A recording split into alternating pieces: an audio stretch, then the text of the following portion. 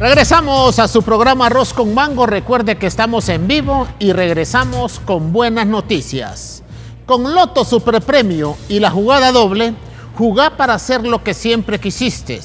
Por 20 lempiras participa para ganar 2 millones de la jugada doble y por tan solo 10 lempiras participa en el Loto Superpremio, que está en 1 millón. Loto Superpremio, vive tus sueños. Bueno, nos acompaña aquí en el set de Arroz con Mango un buen amigo. Nos acompaña el profesor universitario Alan Fajardo, sociólogo, analista político, conocedor de temas importantes, no solo en el campo nacional, sino que también en el campo internacional. Lo hemos invitado este día al programa Arroz con Mango para que nos dé su punto de vista de lo que ocurrió el pasado domingo en nuestro país, las elecciones primarias, elecciones internas, en donde 3 partidos políticos participaron: Partido Liberal, Partido Nacional y el Partido Libertad y Refundación Libre. Amigo Alan Fajardo, es un placer tenerlo aquí en el programa Arroz con Mango, siempre con las medidas de bioseguridad, y usted tiene la libertad en qué momento se puede quitar y puede utilizar la mascarilla. Le digo esto porque somos amigos y estamos aquí en plena confianza. Gracias, amigo, por aceptar la invitación. Bueno, muy buenas tardes. Sabemos que el domingo tuvimos ese proceso de elecciones, se llaman internas y primarias, porque tal vez no todo su público sabe que internas, porque se eligen las autoridades internas de cada partido político participante. Fueron 3 de las 4 fuerzas más grandes que existen, ¿verdad? Y los demás son partidos muy pequeños, de menos del 5% del electorado. Y ahí se eligieron más de entre 28,000 opciones, ¿verdad? ¿Por qué usted dice 4 fuerzas más grandes?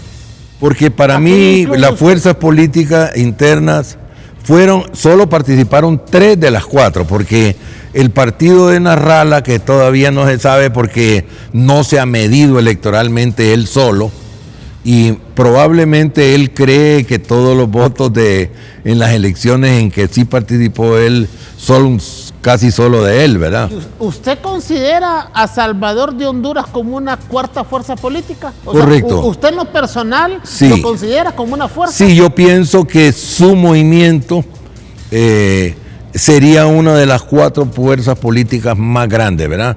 Individualmente consideradas, ¿verdad? Sin quitar las alianzas. Serían el partido de gobierno actualmente, que sale de un desprendimiento del Partido Liberal. Recordemos, ¿verdad? El partido más antiguo es el Partido Liberal, luego hay un desprendimiento y se funda el Partido Nacional, y asume rápidamente lo que en América Latina fue el binomio liberales-conservadores. El Partido Nacional pasa a ser el Partido Conservador, que no existía antes, y luego, a raíz del golpe de Estado del 28 de junio, hubo entonces un desprendimiento de la mayor parte, creo yo, la mayor parte del Partido Liberal, que era el sector más que llamamos progresista, se desprende, ¿verdad? Y se le alían la mayor parte de las organizaciones de izquierda y gente sin partido, y forman el Partido Libertad y Refundación Libre. Y además, Salvador Narrala, muy conocido, hombre de televisión, comentarista deportivo, muy popular, tiene mucho arrastre, sobre todo en sectores jóvenes. Eso lo comprobamos en una encuesta que hizo el Departamento de Sociología de la UNA, en el que yo trabajo, y ahí estaban prácticamente a la par en algunas facultades, ganaba Xiomara, en otras facultades ganaba Nasralla. Eran claramente las dos fuerzas políticas, figuras políticas más importantes en la juventud de la universidad, ¿verdad? Eso empieza, Alan, a partir de la fundación del Partido Anticorrupción, del PAC. Del PAC en el 2013 no se había fundado, comenzaba Nasralla a plantear que iba a tener su propio movimiento político, que iba a aspirar a las presidencias. No me recuerdo la fecha exacta en que hicimos esa encuesta, pero sí ya todo el mundo sabía de que cuáles eran las aspiraciones políticas de él, ¿verdad? Entonces nosotros hicimos una encuesta. Y como le digo, las figuras de Xiomara y de Nasralla eran las dos figuras predominantes, ¿verdad? Y en la muy juventud, en la juventud. En todo, sí, en todo el electorado, en todo del estudiantado universitario de la UNA, ¿verdad? Ahí eran las dos fuerzas. Y muy por abajo, Partido Nacional, Partido Liberal, y en el piso de allá las demás opciones políticas partidarias. Y esa tendencia y ese resultados que ustedes descubrieron en estas encuestas, amigo, ¿se mantendrán? ¿Se mantienen? Bueno, yo diría que claramente se mantiene la situación de la que hablamos, de que hay 4 fuerzas políticas predominantes: el Partido Nacional o partido de gobierno en este momento, Partido Liberal, Partido Libertad y Refundación, y el movimiento o partido de Nasralla. Esas son las 4 fuerzas políticas más importantes. Y muchísimo más abajo están el partido de este militar que hizo el golpe de Estado, ¿verdad? Alianza sí, Patriótica. El PINU es el más grande de los pequeños, y la Democracia Cristiana sería el siguiente después del PINU, porque el PINU, recordemos que se fusionó con el Partido Socialdemócrata, ¿verdad? Y entonces... tiene más tiempo de fundación. Es más o menos al mismo tiempo de la Democracia Cristiana. Sí. Yo creo que fue como en el 80, 81, por ahí. Por ahí. Porque para la constituyente, yo recuerdo de que el Pino sacó de diputado para la constituyente al doctor Miguel Andoni Fernández. Sí. Del Pino. Sí, y para mí, yo digo que Nasralla y su movimiento son como el PINU de ahora. Y al revés, el PINU naciente era como el movimiento de Nasralla hace 40 años, ¿verdad? Que es un grupo de empresarios. Allá era menos personalista. Era un movimiento de don Miguel Andoni Fernández, claramente un empresario del ramo farmacológico, ¿verdad? Químico farmacéutico. Es el que lidera claramente. Estaba también, disculpe, el doctor que fue ministro de Salud, Aguilar Serrato. Aguilar Paz. Don Jesús Aguilar Paz, padre de Aguilar Serrato. Aguilar Serrato, sí. De ahí recuerdo también a otros empresarios, don Olban Francisco Valladares. Sí, cómo no. Que también está. ¿Se acuerda también usted que fue diputado el doctor Sosa Cuello? El doctor Sosa Cuello, Germán Leicelar Vidaurreta, sí. ¿Verdad? Entonces, este movimiento concita el interés de empresarios medios que son marginados por la minoría de los más grandes empresarios. ¿Todos ellos se desprenden del Partido Liberal? ¿Ellos vienen del Partido Liberal? Algunos no habían expresado nunca ninguna simpatía por un partido, otros eran del Partido Liberal, uno que otro habían tenido simpatías nacionalistas en algún momento, pero una minoría más liberales, y gente también de ideas de izquierda, progresistas, pero que no habían sido militantes, y gente sin partido.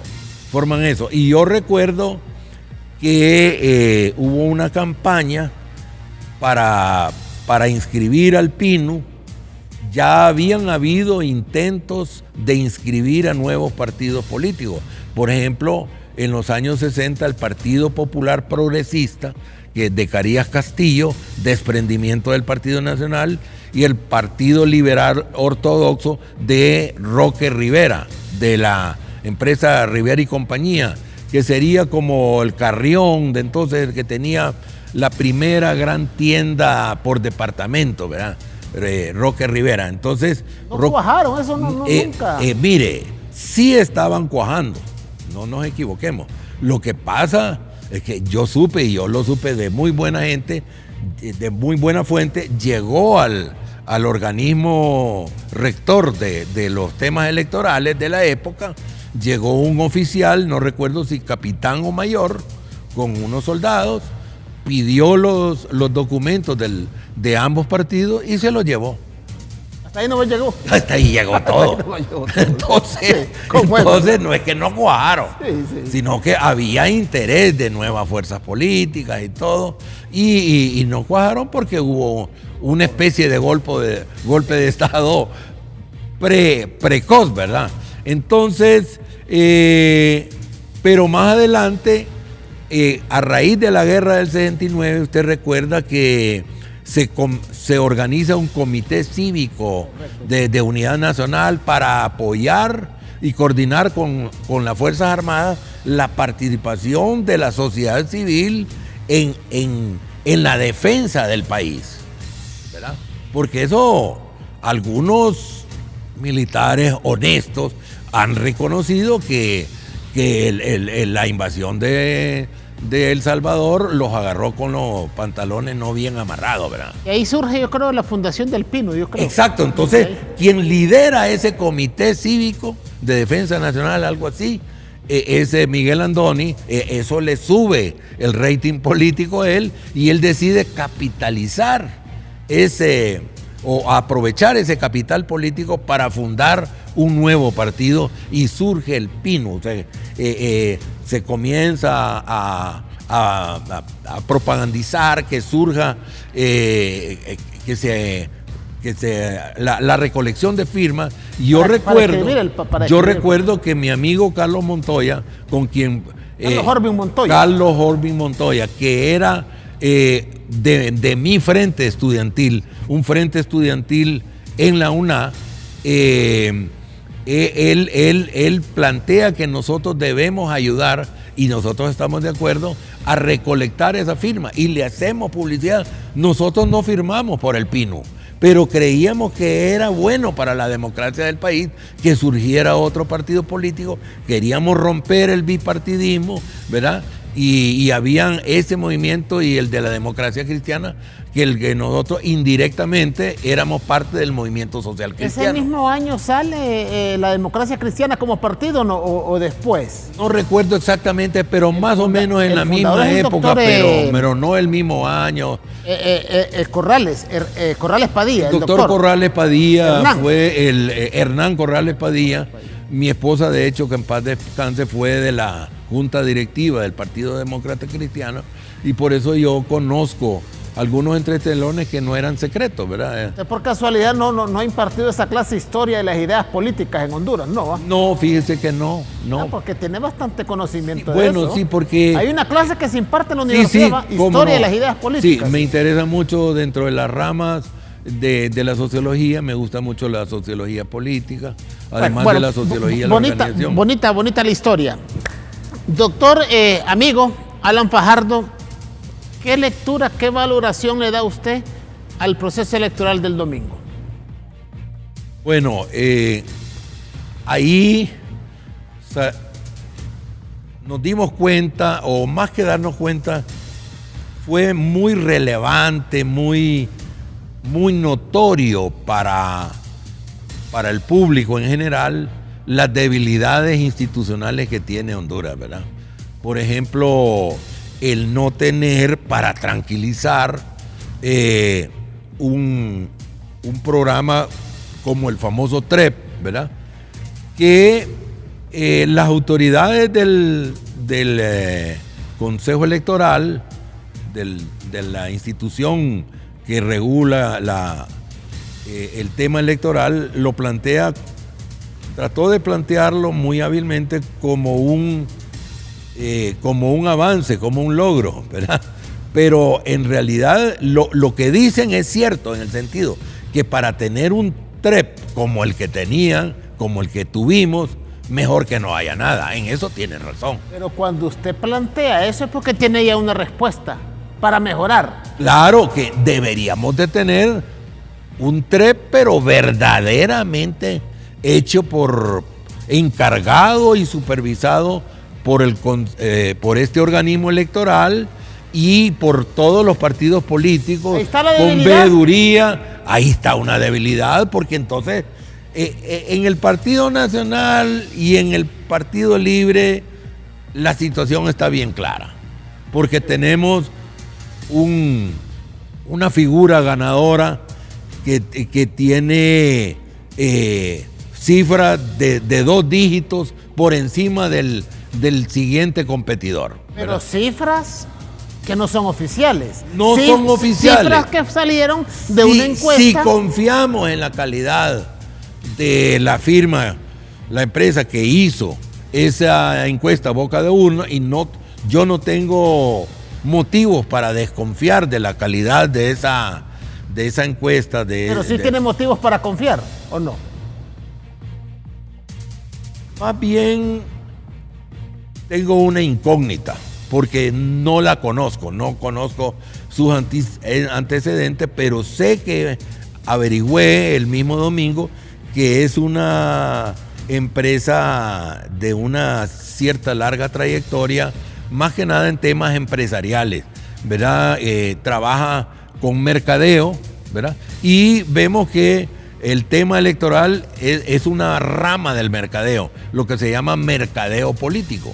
Entonces ellos tienen experiencia en hacer encuestas y sería un salto al vacío, un suicidio empresarial, no empeñarse en hacer una buena encuesta.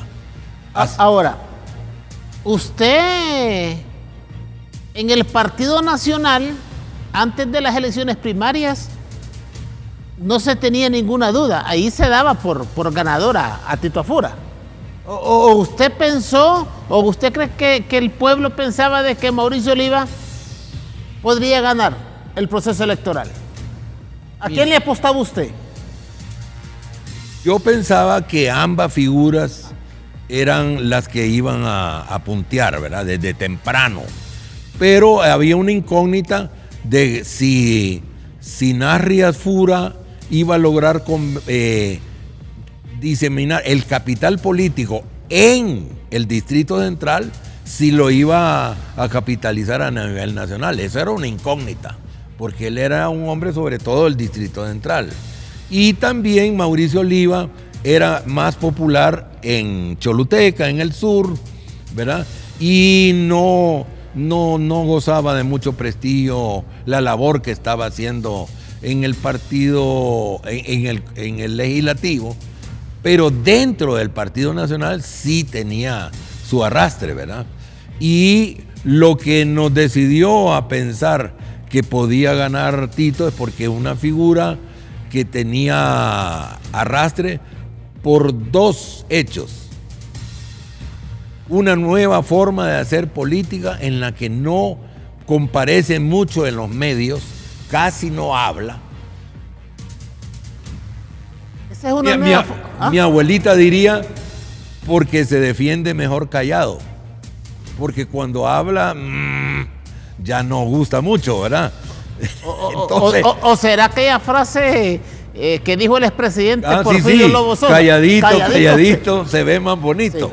Sí, por ahí va la cosa, porque cuando habla no tiene mucha aceptación su discurso, pero sí le ha granjeado su empatía, que no habla mucho y aparentemente hace bastante. Porque es más práctico que teórico. Así es, y eso le gusta a nuestro pueblo, de que lo que él hace como alcalde se ve. Y entonces nuestro pueblo, que está tan expuesto a la corrupción, tiene un pensamiento perverso, ¿verdad? Que se ha diseminado, que dice, aunque robe, pero hace. Esa es la percepción popular, ¿verdad? nadie piensa que yo, de todas las personas que yo he interrogado, nadie cree de que hay algún funcionario que no esté metiendo la mano Me gusta en los eso, fondos. roba, pero hace. Así lo Y hay dice. otros que roban y no hacen nada. Exacto, por ejemplo, la percepción que se tiene sobre el alcalde anterior del Distrito Central, que dígame usted qué es lo que hizo. Lo que yo recuerdo que hizo fue un pasito a desnivel en el Boulevard Suyapa hacia el Boulevard, hacia una de las salidas, la Hacienda, creo que es en la Hacienda, cerca de la universidad, y que en cierto momento hubo que reforzarlo porque ciertas columnas, ciertas paredes. Y el puente de nivel que también hizo ahí por Camosa. Es cierto, ahí hay otro que pero temblaba, que también temblaba y sí. lo tuvieron que reforzar, ¿verdad? Sí. Pero 8 años estuvo. 8 años, ¿verdad? 8 años. No, entonces, y usted no sabe identificar nada más. No es que hizo grandes obras en los barrios. No. Entonces, también Nasri Alfura se pone nombres, oscurece, oculta su nombre árabe, ¿verdad? Que en Honduras no existe xenofobia, se acepta a la gente de todos los orígenes, ¿verdad? No somos xenófobos, es decir, no tenemos rechazo hacia otros grupos étnicos. Entonces, pero él, por si acaso, no se hace llamar Nasri Alfura. Él solo Tito. Tito o papi a la orden. Papi a la orden. Entonces, eso pega también. O sea, desde que él se metió a la política, ¿verdad?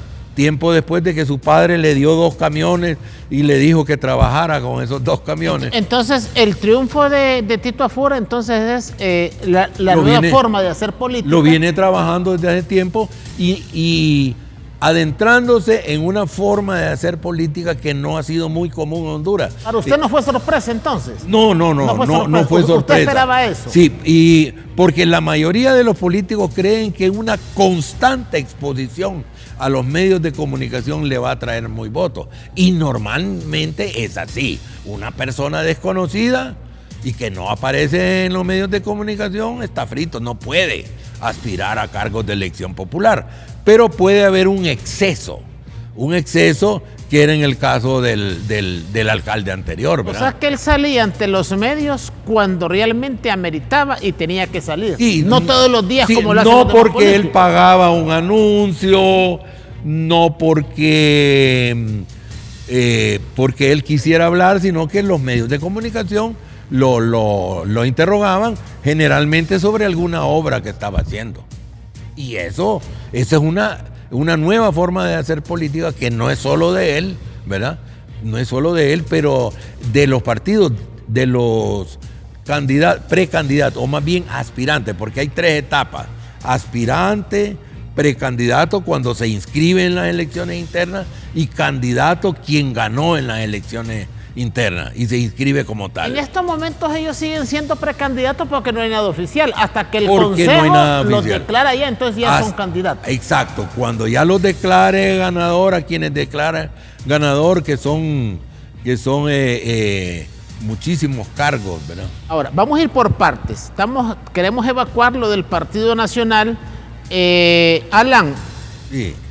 aunque no hay resultados oficiales, no podemos decir cuántos nacionalistas fueron a votar, cuántos liberales y cuántos de libre. Sí. ¿Fue masiva la participación de nacionalistas el pasado domingo? ¿O se Estamos puede a oscuras en eso. Estamos sí. a oscuras en eso. Porque no Yo no lo sabemos podría realmente. decir, yo no le puedo contestar eso Hasta que tengan los datos oficiales. hasta que tengamos los datos. Y hacer comparaciones. Sí, podemos hacer comparaciones porque no quiero exponer mi prestigio como analista político y como sociólogo diciendo cosas que no. He estado intentando tener fuentes, datos confiables. Recuerde que fueron casi 19,000 precandidaturas, ¿verdad? A regidores, que hubo un total de precandidaturas de casi 27,000. Estuvieron aspirantes, estuvieron participando, ¿verdad? Entonces, ese dato es importante, la afluencia, y que lo podamos comparar con la afluencia electoral en las primarias anteriores. Ahora, que eso es un avance per sí, de que ahora tengamos elecciones primarias, porque antes era a dedo. Dedocracia. La dedocracia, sí. Y ahora tenemos la ventaja de que se expresan los movimientos internos. Ahora, bueno, dejamos ya el Partido Nacional. Ya hoy el doctor Mauricio Oliva ya reconoció el triunfo de Tito Afura sin datos oficiales. Sí. ¿Va? Porque lo que está haciendo en este momento el Consejo son datos oficiales, pero con porcentajes muy bajos. Sí, ya en la experiencia que tenemos, ¿verdad? Seguramente, ¿por qué no lo hizo de inmediato? Porque son los mismos datos, ¿verdad? Porque ya negociaron.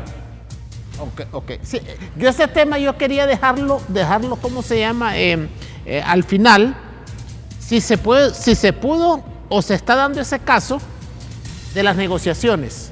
Porque las negociaciones, Alan, se da en todos los partidos, Claro. no solo en un partido.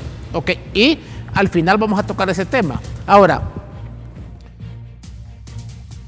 correcto, sí. En el Partido Libertad y Refundación, mire cómo lo estoy llevando. Estoy dejando por último el Partido Liberal, que es donde está la cosa caliente, ¿va? En el Partido Libertad y Refundación, Alan, no es sorpresa de que Xiomara Castro haya arrasado con el 70% de los votos a nivel nacional, según la encuesta, sí, a boca de urna, ¿va? ¿Y por qué yo he estado dando esta explicación cuando me han abordado los medios? Porque con gran habilidad el liderazgo de Libre la ha puesto ella al frente, porque ella capitaliza las filias de su esposo, pero no capta las fobias de su esposo.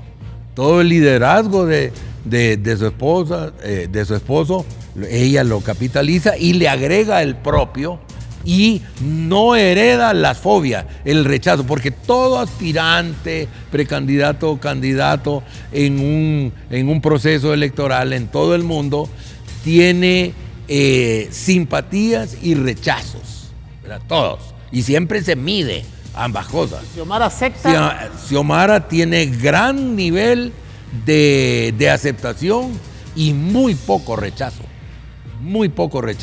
porque él, como digo yo, ella capitaliza el liderazgo de su esposo, ¿verdad? Y se ha proyectado como una figura con relativa autonomía e independencia de su esposo, ¿verdad? Que no, o sea, en el sentido de que no es alguien de personalidad débil, que alguien la jetea, como dice, sino que están en armonía, coinciden políticamente, pero no es que está detrás como titiritero Mel Zelaya. No, es una mujer. Ella tiene su carácter. Ella tiene su carácter y no es una mujer que cualquiera, empezando por su marido, la va a manejar como titiritero, ¿verdad? Dicen de que no, dice Xiomara Castro pues hace lo que Mel dice. No. Que haya coincidencia, ¿verdad? Y que estén en armonía política, como están en armonía como matrimonio y familiar, es una cosa, y otra cosa que es que ella haga lo que Mel le dicen. Eso no es ahora así.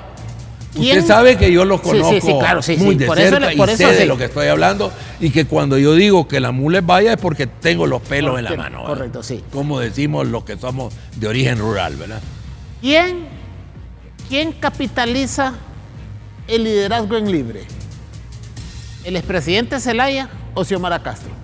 En eso yo creo que no hay que confundir. El líder, claro, indiscutible, es Mel Zelaya, pero él ha dado muy hábilmente un paso a un lado, ¿verdad? Y ha apoyado el liderazgo de Xiomara. Con esto no es que se está debilitando el liderazgo de Mel. De ninguna manera, porque ella en todo momento deja entrever, aunque sea por omisión más que por acción, de que está en armonía con...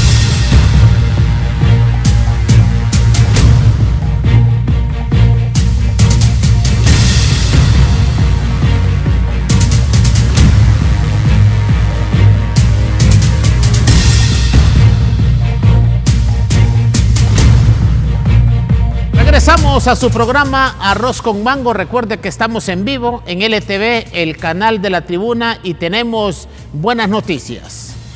Para los que siempre quieren ganar más con la diaria, ¿te imaginas multiplicar hasta 5 veces tu premio de la diaria? Así de fácil es con el nuevo juego Multi-X. Te invitamos a pedirlo en todos los puntos de venta Loto a nivel nacional y multiplicar hasta 5 veces tu premio de la diaria. Loto te cambia la vida. Continuamos dialogando con el sociólogo, analista político Alan Fajardo, nuestro buen amigo, que ya lo conocemos ya desde mucho tiempo, y ya analizamos lo que ocurrió en el Partido Nacional, en el Partido Libertad y Refundación, y ahora vamos donde la expectativa está en el Partido Liberal. Desde antes de las elecciones, amigos, ya se sabía de que la lucha ahí iba a estar reñida entre Yanni Rosenthal y Luis Zelaya. Según las proyecciones, la encuesta boca de urna, desde el domingo se dijo de que había un margen de 5% entre Yanni y Luis Zelaya. ¿Qué valoración le da usted a lo que está ocurriendo en el Partido Liberal?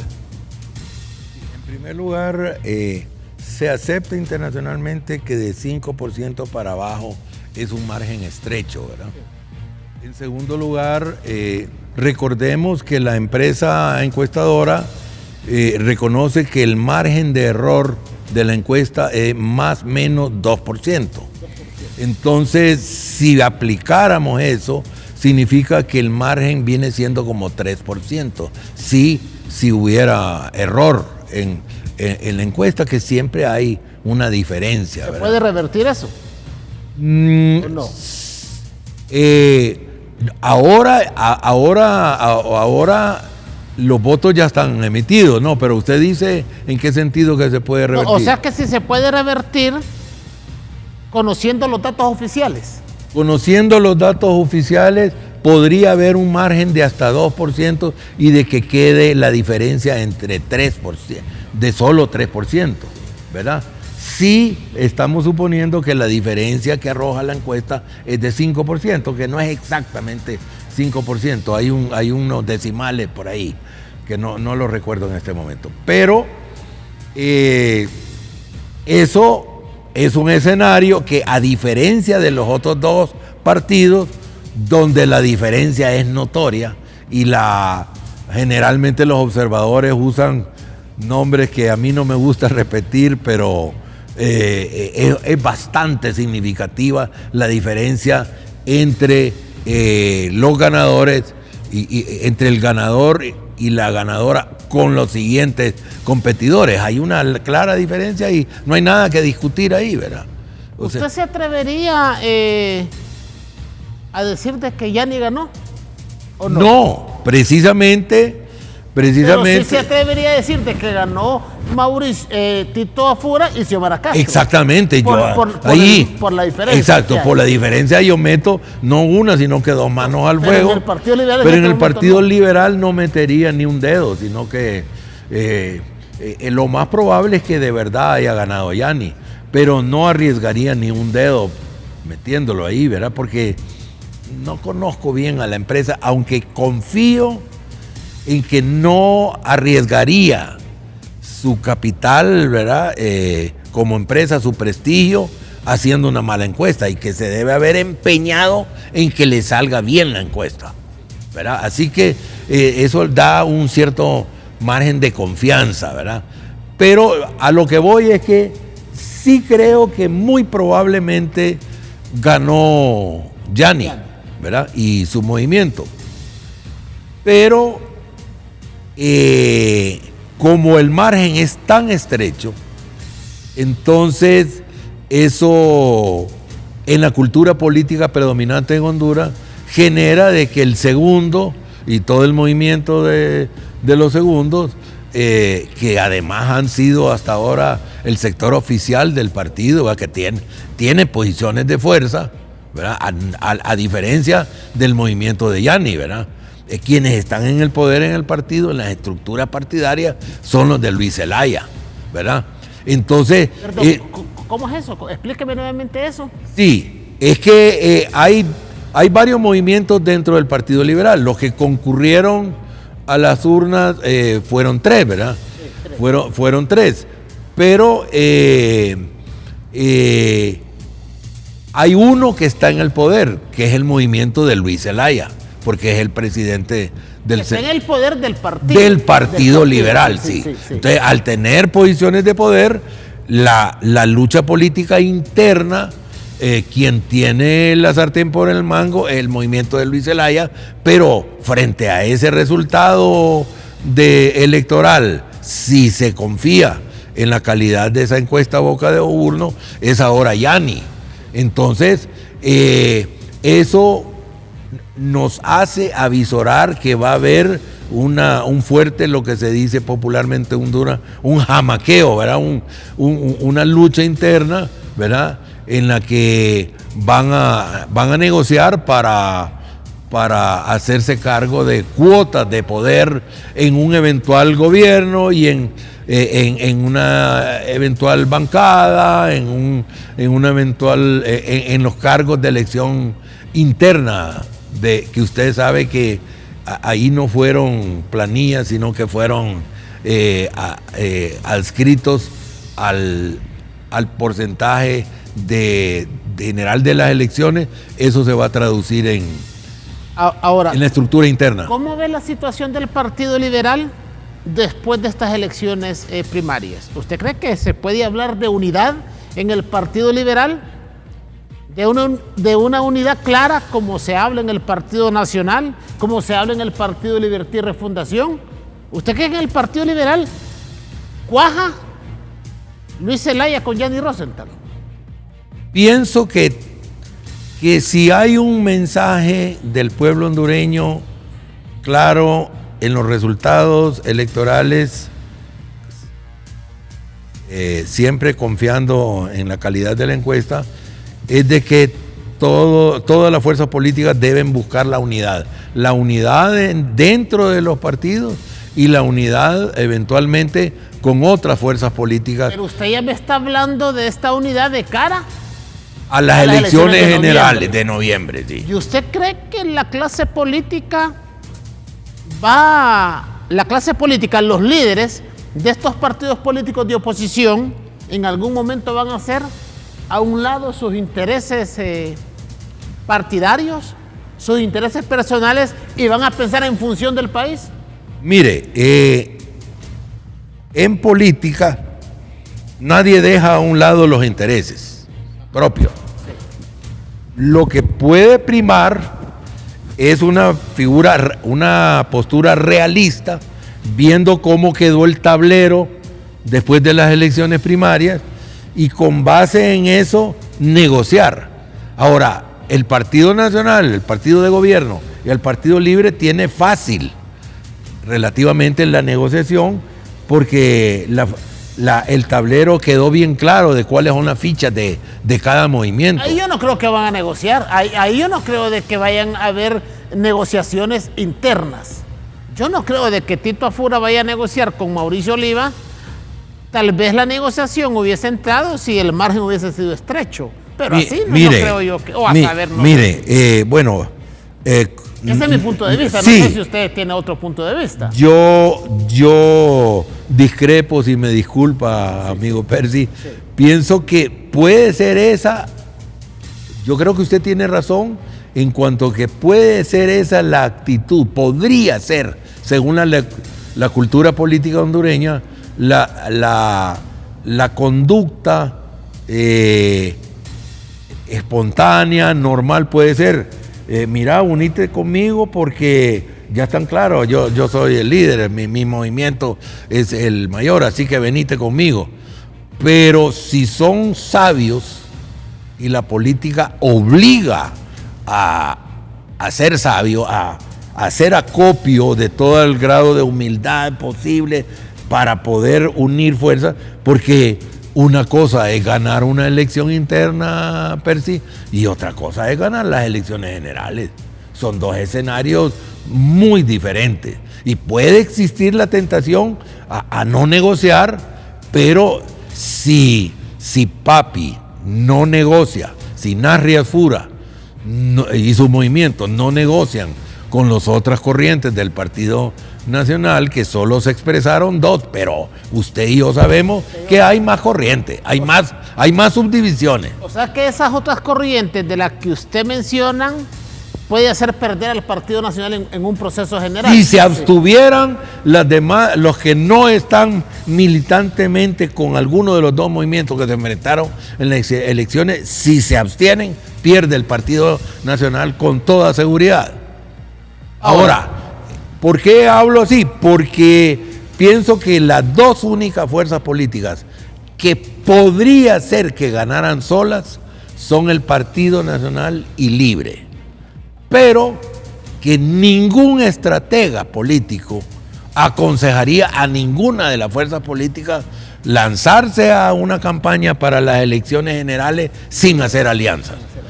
O sea, los márgenes posibles de ganancia son tan mínimos que es de obligatoria necesidad tejer una urdimbre de alianzas con otras fuerzas políticas para los que se van a enfrentar. Entiendo que con lo que usted me dice que el Partido Liberal solo no gana, que Libre solo no gana, ni Salvador solo gana. Así lo interpreto. Así es, si solo prescindiendo de las demás corrientes dentro de sus respectivos partidos y sin tejer alianza, no, nadie tiene seguro el gane, el triunfo. Ahora, una alianza entre Libre y el Partido Liberal, pero el Partido Liberal ganado por Yanni, no el Partido Liberal que tiene Luis Zelaya, porque Luis Zelaya, así como están las proyecciones, dejaría de ser el presidente del Partido Liberal. Así es. ¿Alcanzaría una alianza de Libre con el grupo de Yanni? Lo que se visualiza hasta ahora es Narrala más Luis Zelaya. Okay, sí. Esa es una alianza. Esa es una posible alianza que ha estado por ahí sonándose en las redes sociales. Zelaya y Narrala. Sí, hay corrientes de los narralistas que llamaron a votar por Luis Zelaya para que se unieran posteriormente. Eso sí capté yo monitoreando redes sociales virtuales, ¿verdad? Pero como no se dio. Sí, no ganó, pero tiene un capital político. Hablemos entonces de esa alianza. La otra alianza sería Yanni y Xiomara. Puede ser, si el sector del Partido Liberal liderado por Yanni, y si Yanni logra llevar a la gente de Vanegas, ¿verdad? Usted tocó, ese es otro. Usted tocó un tema importante, Vanegas. Que a Vanegas lo hemos nosotros marginado en este caso, porque fue el que quedó en tercer lugar. Sí. Y la gente de Vanegas, sí, ¿para dónde se inclinarían? ¿Con Yanni o con Luis? Creo que Vanegas representa los sectores dentro del Partido Liberal que quieren nuevas formas de hacer política, una política más honesta, combatir la corrupción, hacer gobierno más eficiente, y esa posición puede sufrir algún daño si hacen una alianza demasiado evidente y total con cualquiera de las dos fuerzas políticas, ya sea la de Yanni, ya sea la de Luis Zelaya. ¿Para dónde sería? Yo pienso que si quieren ser bien vistos dentro de su partido y quieren que su partido obtenga un buen resultado electoral en las próximas elecciones, necesita hacer alianzas con ambos movimientos, ¿verdad? ¿Usted no se atrevería a decir de que Darío Vanegas con su equipo se suma a Luis Zelaya o se suma a Yanni? Según lo que usted me está diciendo, lo de Darío Vanegas, la gente que está con Darío Vanegas, que está combatiendo la corrupción, que quiere hacer una nueva forma de hacer política, no lo que hizo Tito Afura, que Tito Afura implementó eso, ¿va? ¿Para dónde se inclinaría Yanni? Darío Vanegas. Pienso que podrían haber más coincidencias con Zelaya por sus discursos, ¿verdad? Correcto, sí. Con Zelaya. Pero no le conviene no le conviene una alianza demasiado evidente. Eso no significa que van a hacer eso, ¿verdad? No, porque claro, sí, no. puede equivocarse. Yo pienso que necesita mantener su perfil aparte. Porque ni de aquí ni de allá.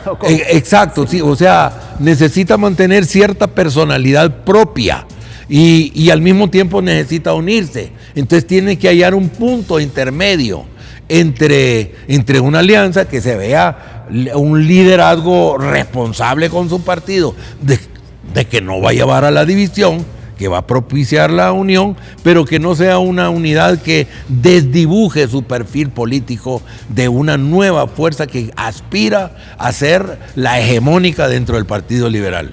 La pregunta del siglo que yo le quiero hacer en este momento, si visualizamos esas dos alianzas, una alianza de Yanni con Xiomara Castro y la otra alianza de Luis que ya Zelaya tienen con un Narrala, antecedente, ¿verdad?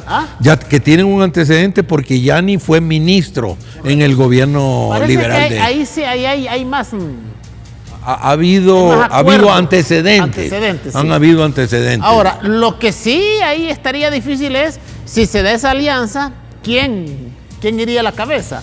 Si Xiomara Castro o Yanni Rosenthal. Yo escucho con mucha seguridad sobre eso en los corrillos políticos, que ahora son no en las calles ni en el parque, sino que en las redes sociales virtuales, de que no se vería bien para las bases de Libre que el capital político de Xiomara Aimel, que sea tan grande, se margine por la alianza con Yanni. Entonces yo pienso que tienen que ponerle suficiente carne en el asador a Yanni para traerlo a una alianza, pero no creo que a costa de entregar la presidencia. Si lo hiciera, sería un enorme gesto de desprendimiento. No lo dejo 0% de probabilidades, pero sí lo veo que sería poco probable. Entonces usted visualiza que Xiomara Castro sería la cabeza de esa alianza, ¿no? Por lo que me está explicando. Pienso que eso es lo más probable porque es demasiado grande su capital político y usted sabe que en las alianzas el tablero depende de qué piezas tiene cada uno. Ahí se mueve y como usted dice, empiezan a negociar. Sí. Dame y te doy. Sí, ¿Qué me das? Y Xiomara tiene la dama, tiene torres, tiene alfiles. ¿Qué es lo que tiene Yanni? Bueno, tiene unos caballos, unos peones, ¿verdad? Entonces no es fácil que vaya a ceder, ¿verdad? Pero lo cual no digo que sea imposible. Okay. Estamos porque en política todo es posible, ¿verdad? Y en el otro lado, entre Narrala y Luis Zelaya, ahí llevaría la ventaja Narrala porque Luis ya perdió las internas. O podría ser Luis, o podría encabezar Luis una alianza con Narrala, pero ya no representando al Partido Liberal. Todo eso es posible, creo, Percy. ¿Verdad? Creo pero que... usted, ¿a quién le apunta más? ¿Quién de los dos, quién cree usted que podría ser la cabeza de esa otra alianza? Pienso que Luis Zelaya es más próximo al discurso y al programa de Narrala, quizá que a la alianza con Yanni, y el resultado electoral conspira en contra de la unidad porque se sienten iguales los dos. Sí. ¿Verdad? Pero lo cual no quita que el deber de ellos es actuar conjuntamente. Todos los tres grandes partidos políticos tienen obligación de cerrar filas internamente. Es que a eso quiero llegar. Si se hablan de estas dos alianzas y no logran cerrar filas y no logran ponerse de acuerdo y se lanzan así a las generales, van a ser presa o van a ser presa fácil de sus rivales. De sí, Fuera. Sí. Sí, ¿verdad? Okay, a eso. Sí, yo repito que no es que sea imposible un triunfo del Libre sin alianzas extras, ¿verdad? Sí, el Partido Nacional tampoco tiene alianzas, son las dos fuerzas que pudieran ganar, pero pero recordemos que es el partido que está en el gobierno. Seamos claros. ¿Y no quién tiene el billete? Ajá. ¿Quién tiene el billete? Sí, ellos lo ¿verdad? tienen. Entonces, ¿Y no tienen les podría? cierto capital político real, ¿verdad? Y tienen el billete, entonces esa es una fuerza muy grande que les da grandes probabilidades de ganar las elecciones. De continuar en el poder. De continuar en el poder. ¿Y no les afecta estos señalamientos de corrupción, de Sí narcotráfico? les afecta, les afecta y está a unos niveles tan grandes que pueden suceder jugadas políticas, ya no en Tegucigalpa y Honduras, sino que en el Distrito Sur de Nueva York, en la isla de Manhattan, en Nueva York, pues, o en Washington, ¿verdad? Pueden surgir algunas jugadas que ya están avanzando. Ya hay presión en el Senado, 8 o 10 senadores están planteando una ley para quitarle la visa al presidente de Honduras. ¿Esto afecta en un proceso electoral general? Mire, ¿O usted lamentablemente cree que eso no hace ni cosquilla a los políticos de acá? Lamentablemente en Honduras, Percy, no tiene y no tendría el impacto que tendría en un país más serio, con una democracia más robusta, ¿verdad? Por ejemplo, en Costa Rica, en Uruguay, en Chile, para mencionar 3 de las democracias más robustas, Argentina, quizá, tendría un efecto devastador, ¿verdad? Pero aquí no funciona. Pero en Honduras no es que no funcione del todo, Percy. Creo que ha venido evolucionando el electorado hondureño, la democracia hondureña, y cada vez va siendo un poco mejor, ¿verdad? Pero no tiene el impacto que tendría en otro. Entonces, no sabemos, hay que hilar más fino para ver cuál va a ser el impacto. Pero sí de entrada, quiero decir que sí va a haber un impacto. No sabemos de qué dimensión, pero no el que debería de tener, porque allá se está planteando no los delincuentes, como dice la propaganda oficial, ¿verdad? No son los delincuentes los únicos que están siendo enjuiciados y sus testigos quienes están hablando en contra del presidente de acá, ¿verdad? De la Honduras de acá, sino que es la fiscalía. Y la fiscalía acepta un testimonio, un argumento, un planteamiento de sus testigos, siempre y cuando los hayan corroborado con mucho trabajo de sus agencias de inteligencia, que tiene una de las inteligencias más poderosas del mundo, ¿verdad? O sea que ellos saben qué es lo que están haciendo. Exacto. Pues, ellos saben. Si el fiscal dice que hay un co-conspirador para meter cocaína a Estados Unidos, que le pone el número 4, es como acabo de decir, como decimos en el campo, ¿verdad? Si dice que la mule vaya a la fiscalía, es que tiene los pelos en la mano y los pelos son de color bayo, ¿verdad? Ahora, claro que tenemos que respetar la presunción de inocencia, el debido proceso, y no decimos, pero sí podemos decir con toda seguridad de que tenemos derecho, el pueblo hondureño, a tener la presunción de lo que dice, afirma, plantea la fiscalía del juzgado ese del Distrito Sur de Nueva York, es cierto. Tenemos la presunción. ¿Usted se atrevería a decir aquí cuál es el futuro del presidente Juan Orlando Hernández? ¿O no? O sea, ¿usted se atrevería a...? ¿O qué le espera al presidente Juan Orlando Hernández? Estamos obligados, no solo por usted y por la necesidad del público, sino por mi profesión también, de que no tenemos una bola de cristal, ¿verdad? No somos adivinos, pero sí podemos plantear 2 escenarios extremos posibles, y uno que pudiera ser el que tendría más probabilidad de ocurrir. Eso sí hacemos los sociólogos, ¿verdad? Dibujar escenarios. Y respetamos su ¿verdad? posición, sí. Entonces, aquí la primera jugada es que si va a seguir en el gobierno o no. Ya que usted todavía existe la posibilidad de que él continúe gobernando. O sea, En Honduras, pues sí. estamos en Honduras. Sí. Y aunque yo he vivido más de 30 años de mi vida fuera de Honduras, a veces ciertas cosas uno las conoce mejor desde afuera, viendo de lejos, como dice Peter Berger, ¿verdad? Un sociólogo estadounidense. Entonces, usted sabe que ya ha ocurrido. ¿Recuerda usted de un ingeniero famoso, Cosenza, que creo que se eligió de candidato?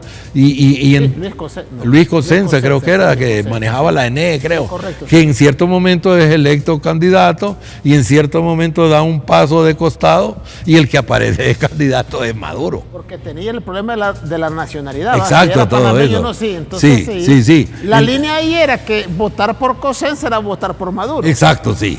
Él va ahí como un fiel colaborador, cuadro del sector de Maduro, ¿verdad? Tito. Entonces, yo, como en Honduras, y aquí, si no hubiera habido antecedentes, no lo plantearía, pero ya tenemos un antecedente. Ese es uno de los escenarios que usted plantea. Ese es uno de los escenarios, sí. Yo creo que continuar. Yo creo que Tito bien podría, tiene la edad y las condiciones para poder hacer una jugada de eso, dependiendo de qué es lo que le van a dar. Es como dice usted. Es una negociación. Sí. Es toma y daca, dicen, ¿verdad? Sí. O sea, depende qué es lo que le van a dar. Y además la actitud de las Fuerzas Armadas también, que es un actor que no hemos mencionado, y creo yo que cada vez que se habla de política, uno debe mencionar a todas las fuerzas políticas. Y en Honduras, una de las fuerzas políticas, desde que se forman en los años 50, que se profesionalizan las Fuerzas Armadas y ganan un alto nivel de autonomía, que las trenan con el golpe de la Junta Militar de Gobierno, ¿no? Sí. Que entonces, y cuando supuestamente le entregan el poder por la presión nacional y sobre todo internacional, le entregan el poder a los civiles al inicio de los 80, ¿verdad? Porque se venía la guerra a nivel centroamericano, estaba la guerra fuerte en Guatemala, El Salvador, Nicaragua, aquí estábamos en medio, y Estados Unidos no quería que aquí sucediera lo mismo. Entonces hay una presión para que le entregan a los civiles, pero entonces se da un pacto entre el Partido Liberal y el Partido Nacional, pero por debajera hay otro pacto con las Fuerzas Armadas, porque la Fuerza Armada, que tiene la sartén por el mango, no va a ceder el poder a cambio de nada, ¿verdad? Y ahí entonces, entran también las negociaciones. Entonces ahí entran las negociaciones. Y dentro de las negociaciones está que la policía continúe siendo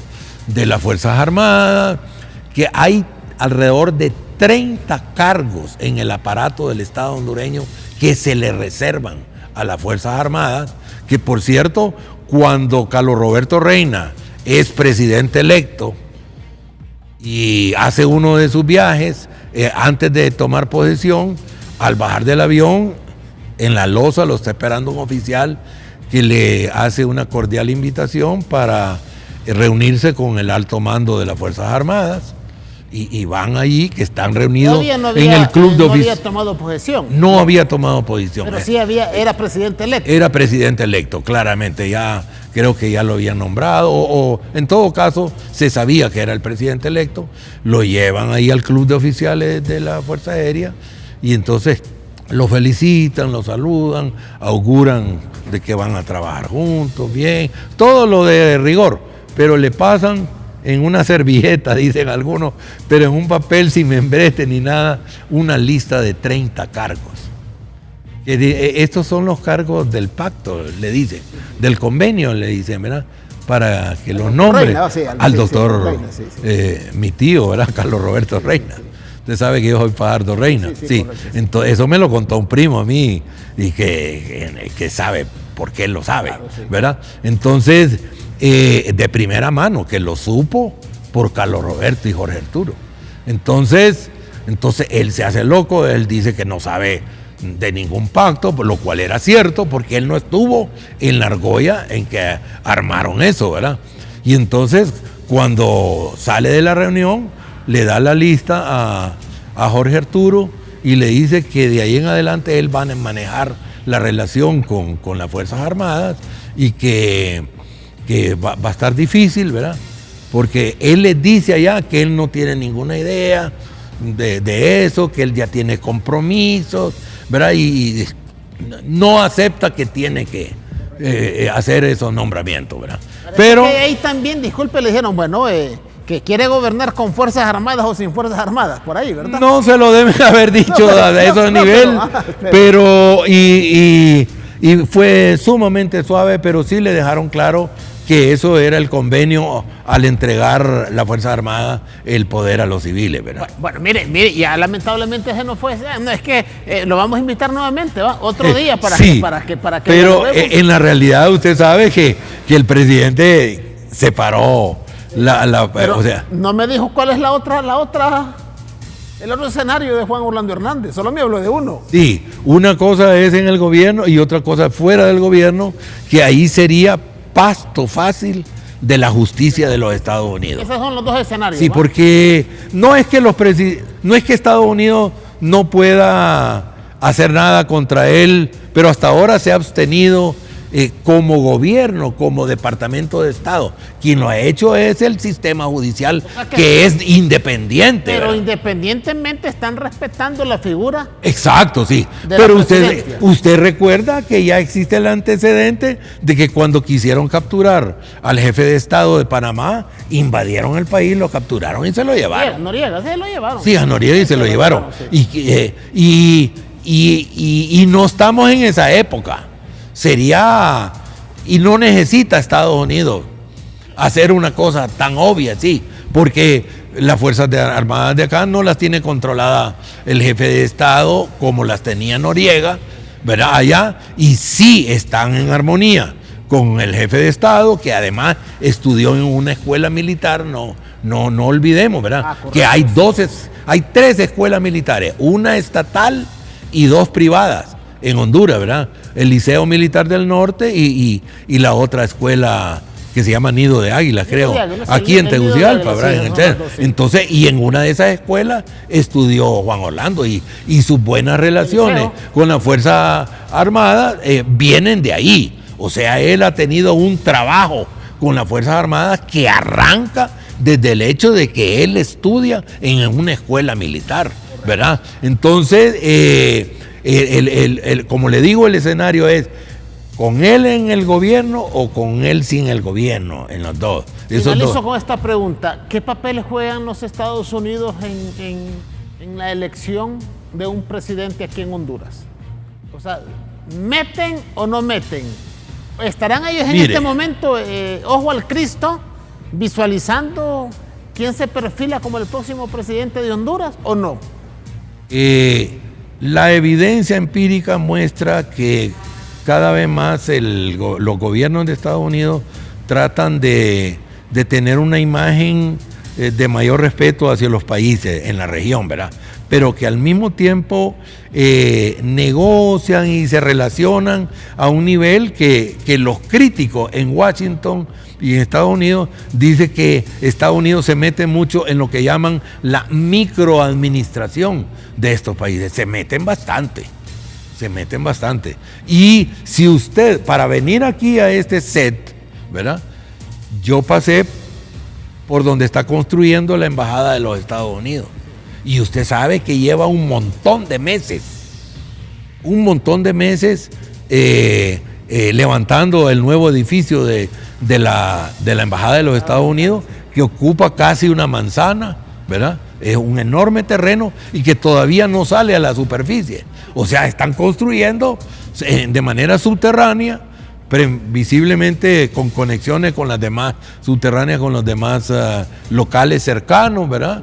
Que eso es lo que se rumora, no sabemos qué es lo que se está haciendo, pero eso significa que Estados Unidos tiene intereses de muy largo plazo y que el estado tapón que escogió Estados Unidos en la región, su aliado más cercano, donde lo considera que lo tiene más agarrado, es Honduras, y que no va a renunciar a eso.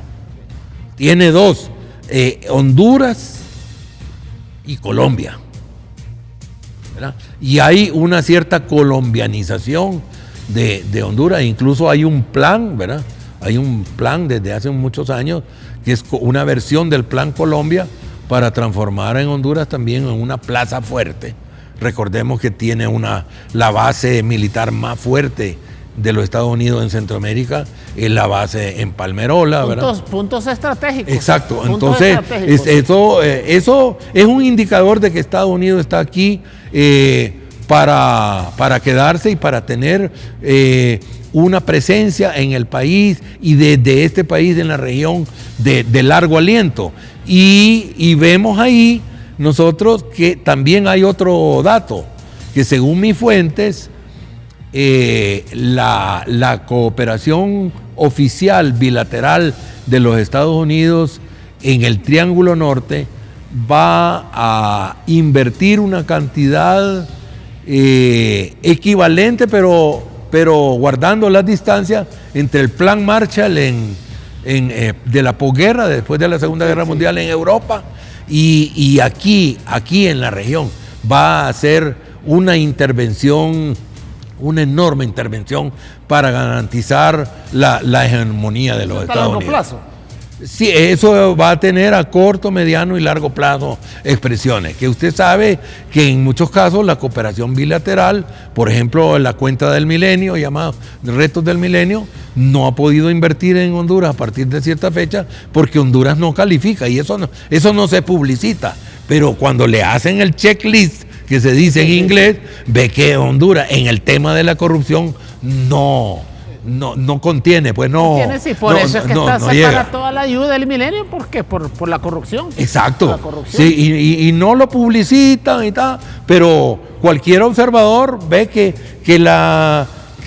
todas las inversiones que hay dinero disponible para infraestructura, por ejemplo, y que se necesite y que se debería estar invirtiendo y no se invierte porque los parámetros para la selección de los beneficiarios de esa cuenta, que es muy cuantiosa, en esos parámetros Honduras no califica. Bueno, Alan, gracias. Su mensaje final, sus palabras finales, y yo quiero que le dé un mensaje a la oposición, hombre.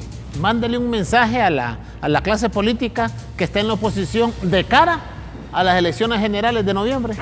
Bueno, comienzo por lo último que usted plantea, que pienso que la oposición tiene el deber patriótico de hacer todo lo posible y hasta lo imposible para forjar una alianza de todas las fuerzas democráticas y progresistas para ofrecer una alternativa al partido de gobierno, ¿verdad? Que ese es un deber insoslayable, que hagan todo lo posible y lo imposible, como digo, para forjar esa alianza. ¿Y es necesario hacer a un lado sus intereses partidarios y personales? Yo pienso que eso nunca, y lo dije antes, nunca se deja a un lado, sino que tienen que armonizar sus intereses propios con los intereses, con las jugadas políticas que hagan posible esa alianza, ¿verdad? Y que eso es un deber patriótico, ¿verdad? Forjar esa alianza, porque como dije, hay dos fuerzas políticas que si no hacen alianza con nadie, tienen algún nivel de posibilidad de ganar, que son el Partido Nacional y el Partido Libre, si no hacen alianzas dentro y fuera de su partido. Son los dos únicos candidatos, ¿verdad? Narria Fura y Xiomara Castro. Pero que la visión de futuro que tenemos nos hace estar convencidos de que necesitan hacer todas las alianzas y que posibles, dentro y fuera de sus respectivos partidos, y que cada voto cuenta, cada voto es importante. No, ningún Estado Mayor estratégico de cada una de esas fuerzas puede decir, este sector no es importante. No. Hay que tratar de ganar todo. Ambos candidatos, ambos movimientos que ganaron en las elecciones van a meterse a hacer todas las alianzas posibles. Y que hay que ver, el mensaje a la oposición también, es de que hay que ver que hay un cierto nivel de arrastre popular. El Partido Nacional, todos sabemos cómo ganó, ¿verdad? Y que está deslegitimado, ¿verdad? Y que siempre fue un partido que tenía mucho menor caudal electoral que el Partido Liberal. Yo recuerdo que solo se aceptaba que fue un gane limpio y que realmente obtuvo una votación como nunca antes, Callejas a inicio de los 90, ¿verdad? De los 90, ese gane sí, escogieron un buen candidato, joven, se miraba guapo, le gustaban las mujeres, etcétera, hizo una excelente campaña, mostrándose ahí, haciendo jogging, ¿verdad? Etcétera. Entonces, ese es el gane, el único gane que he visto que hay consenso de que fue un gane real, pero en general, el Partido Liberal siempre fue el de mayor caudal electoral. Y siempre estuvo así, pues, sí. 8 años de gobierno liberal, 4 años de nacionalismo. Sí, así era. Y en 8 años se desgastaban los liberales porque siempre hay un desgaste, y entonces asumían los nacionalistas y que el pueblo, lo que se llama la alternabilidad, ¿verdad? Bueno, y eso es sano para la democracia. Bueno, gracias, Alan Fajardo. Mire, aquí se me quedaron varios temas porque, mire, lo que usted dijo, hay que también mejorar el trabajo de los órganos electorales.